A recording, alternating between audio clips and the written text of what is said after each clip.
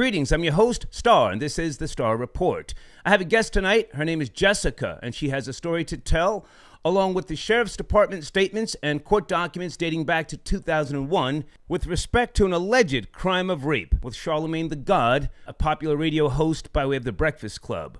Jessica claims that Charlamagne did indeed drug her and rape her. Shit, I done had a rape charge before. Oh, for real? Hell yeah, I'm scared of that kind of shit. I don't even play them. You got like a charge? How you beat that?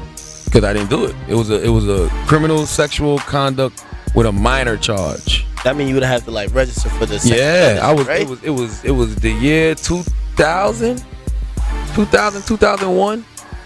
I think I was like 20. I was 20 years old. My cousin had just graduated from high school, and he had got a scholarship to Penn State University. And I had a party, and I had all of these chicks at a party. Like, I was doing overnights I was working at Z93 then. So I had all these chicks there that I met through radio, and chicks that my dude had known. So I used to always see this chick with my dude. So I bought, I invited her to the party. So she was at the party and shit. He picked me up from my house. He picked up Malika and I from the house.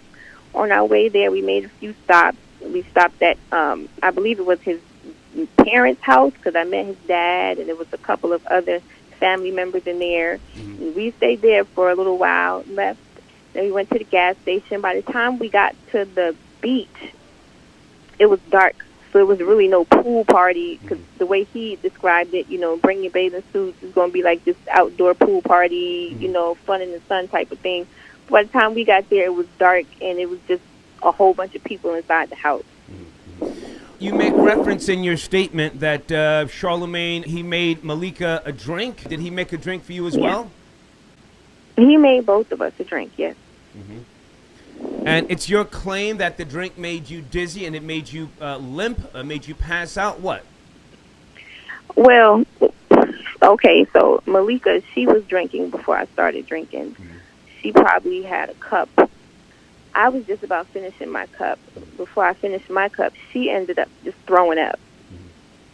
So I went and got some towels for her, tried to wipe her off, and she was just sitting there like she was out of it, and he kept trying to give her more drinks. So I put my drink down. About maybe 10, 15 minutes after trying to help her and clean her up, I got up because I just wasn't feeling right. My head was just dizzy, and I just felt funny. I could see and I could hear, but I just didn't feel like myself. Right. So I got up, and when I got up, it's like I collapsed to the floor. Like I couldn't really move my legs or anything. It was weird. Okay. So I never felt anything like that before. But at the same time, you were 15 years of age. You weren't supposed to be drinking. And I'm not saying that, you were wrong. Whoever was, in your presence, some type of guardian, they should not have been serving you alcohol. Right. Yeah. So, I'm 15 years old, and I wasn't a drinker. I wasn't a partier or anything. But, me and Charlamagne, we had built a friendship. We were actually friends. Mm-hmm. You know what I mean? I trusted him. And when I got there, I felt a little uneasy because there was just so many people there that I didn't know. It was really more guys than girls. It was me, Malika, and maybe two other females there. Okay. And he kept trying to get me to drink. And I told him, I said, I don't want anything to drink. I didn't feel good. It was just too much going on for me at one time with all these strangers. And he said, you can trust me. Nothing's going to happen to you tonight. Just, have a drink. And so I said, okay. And he poured me a drink. In the kitchen, he was the only one back there. He came out with the drinks in his hand, and I took the drink from him. She got drunk, high, whatever. Something happened in the room with a couple of my dudes. I'm asking them, did they mess with the chick, after the fact, after she pressed charges? And they was like, no. But they was like, yo, she's bugging. I remember the night of, they was like, yo, she's in here bugging out. She's kicking over the TV, and she's trying to set shit on fire. I'm like, what the fuck? Because I had left. So the next morning, I'm hearing she said she got raped. She got raped. So I go to the hood to ask what happened. They like, yeah, my cousin who had got the scholarship, yeah, he's in jail now. What you mean he's in jail?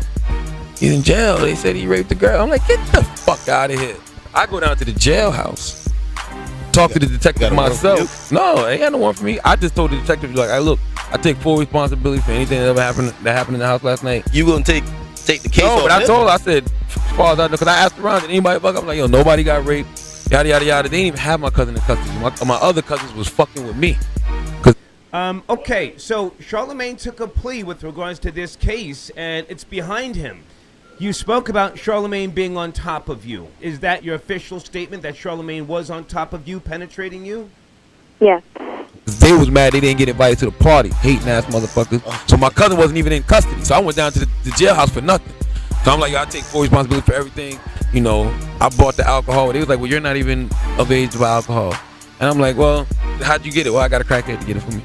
You know, whatever. They went out there copping out pleas when Yeah, you they had to do shit. Damn. So 2 weeks later, they come and arrest me for criminal sexual conduct with a minor. So I had to get blood and hair follicles. Oh, you going down there to initially explain it? They ain't had nobody else depending on. So being that I went down there and took full responsibility, well, lock him up. Did it get through?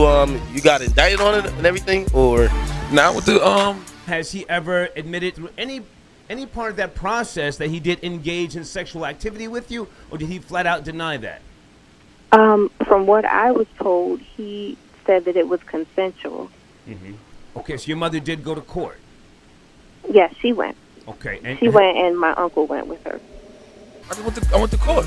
And they reduced the charges to like contributing to the delinquency of a minor because I had to give blood and all DNA samples, and it wasn't me. Whoever touched it wasn't me. So you didn't get no jail time over that? Nah, I got like probation, like 4 or 5 months probation or something like that. Man. Something like. That's so. Okay, so you were a minor at the time, and you didn't feel it was necessary to go. And at the same time, this did not go to trial because he took the plea deal. Yes. Right, and it wasn't that I didn't feel it was necessary. I wanted to go, but my mother, she felt differently. She didn't want me there. Right. Okay. So now, after the sexual act took place that you claim took place, how did you then get home? The ambulance was called. Mm-hmm. Someone called 911. There was someone who was downstairs, outside, actually. After everyone had left, Malika and I were able to pull ourselves together and help each other down the stairs. And we went outside and sat on the curb, and it was just pitch dark. We didn't see anybody. Mm-hmm. Somebody pulled up. I don't know if these guys were at the party earlier or where they had came from, but someone pulled up and got out the car and asked us if we were okay. Right. And I believe it was that person who called 911. Mm-hmm. Suppose Charlamagne reaches out to you after we do this interview, and he says, hey, I want to give you a settlement, and I want you to recant your story and to call Star a liar. Then what? Listen, I don't want that man's money. I don't want nothing from him. Mm-hmm. I just want people to know who he really is. He's a liar. I have been dealing with this for over 15 years. Mm-hmm. My life has never been the same since that night. My relationships with my family and my friends have suffered because of it. Mentally, I suffer. Emotionally, I suffer. So I don't want nothing from him. I don't want to speak to him, and I don't want to seem angry, but there is still a part of me that's upset because he took something from me. You know what I mean? Like, I didn't even like him like that. And when I first met him, he expressed that he liked me in that way. But I told him, no, we could just be friends, and that was that. Those were not the dynamics of our relationship. We were just friends. Did he come to your house? That's it. Did he come to your house on occasion to pick you up or to hang out at your house and just, relax with you and your family? He came to my house. He came to my house twice. The first time he came, he met my mom because he was taking me and one of my best friends out for lunch. That was the first time he came and met my mom. And then another time he came to see me, but I wasn't there. And that's when my brother, Jamel, answered the door and told him I wasn't around. So he came by my house twice. And then, actually 3 times. The third time was when he picked me up to go to the beach party. The beach party. So he came by my house. My mom knew who he was. My brother knew who he was. We knew each other. We had a friendship, or so I thought. Right. So now, at that time, and according to court documents, you were 15 years of age. Did you meet Charlamagne when you were 15 or 14? I met him when I was 15. I met him through someone named Rico.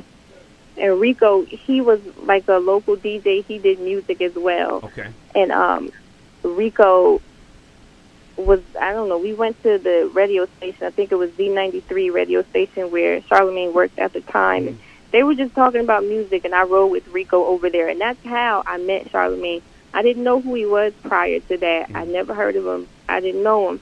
I didn't even know how he got my number because he called me a couple days afterwards. Mm-hmm. So I assumed he got it from Rico, Okay. but I know I didn't give it to him. So now, did you ever tell Charlamagne I'm 15, or did he even ask, or was that never part of the conversation?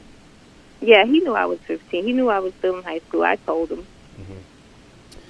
If I can just say this, you have to find resolve within yourself. I don't think that the media, I don't think that anything by way of something that may happen to Charlamagne is going to give you any form of peace of mind. So opening up to others may help you in the long run. Right. Are you okay? Yeah, I'm fine. I'm fine. I just want my life back. And even though I have so much going for me, I still feel like sometimes I'm just not all there because of that situation. Okay. Okay. I'll talk to you in a day or two, okay? Okay. Okay. Have a good night. All right, thanks. You too. Take care now, Jessica. Bye.